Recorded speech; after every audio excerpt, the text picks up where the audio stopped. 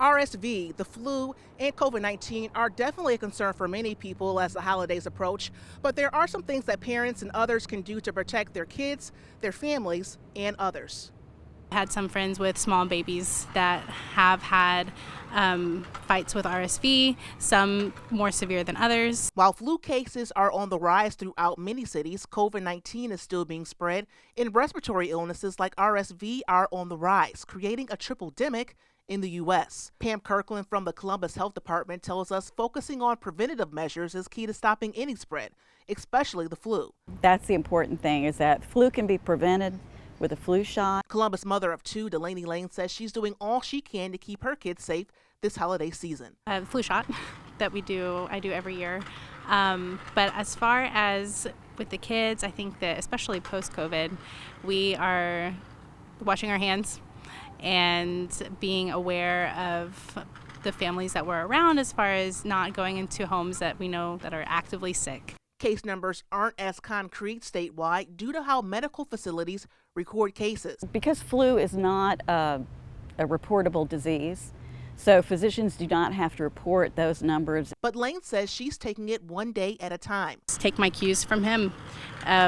Watch for a fever, watch those breathing signs. And as a reminder, the health department recommends that you definitely wash your hands often, cover your mouth when you cough, and most importantly, stay home if you are sick.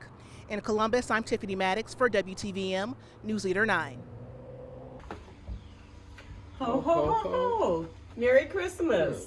Welcome to our home. Cheryl and Ulysses Cooper first began their Black Santa journey while working in a Florida school system. We have 4 daughters, and when they were very young, we realized that representation truly mattered. And so it was our mission to introduce to the children of our school and also to our children that Santa was indeed about love, and love is many colors. And more than 4 decades later, the retired couple has hundreds of items displaying what is known as Black Santa, even dressing up themselves, donating time through their own funding to give area kids the opportunity to see a Santa that's universal. I mean, just to see children when they see someone who looks like them, to see yourself or the possibility of yourself being that person is amazing. According to RealSantas.com, less than 3% of professional Santas are minorities. The Black Santa of Atlanta and Columbus native Santa Andre is trying to change that, making appearances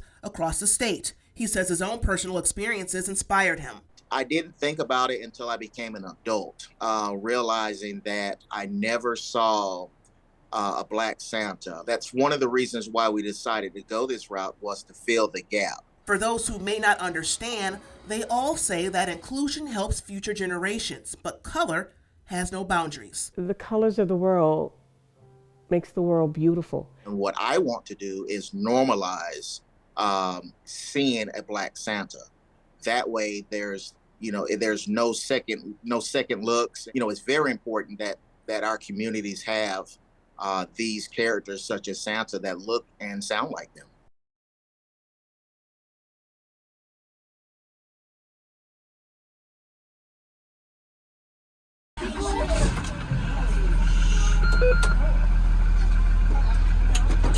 The year was 1977 when Sandy Sturgis first decided to take on the job of driving kids to school in Harris County. Actually, my neighbor was a bus driver, and she mentioned it to me, and I said, well, I'll give it a try. So I gave it a try, and I'm still here, honey.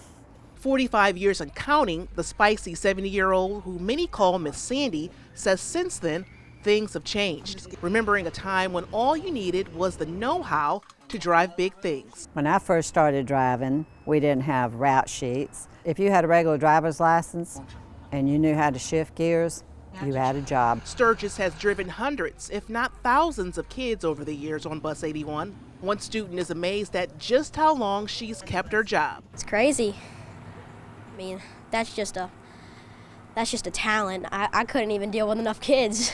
This year, Sturgis is being recognized for her many years of service by the Harris County School District. If you know anything about our profession, this is the only profession that I'm aware of where you turn your back on 50 to 60 students as you're driving down the road at 40 miles an hour. Getting an award during training Sturgis surprised but appreciative for the honor. It makes you feel good. I was really shocked, and for me, I was speechless, and that's, believe it or not, that never happens. But I enjoy my job. It's the kids, and the hours are, it's good hours, good benefits. I drive a expensive vehicle.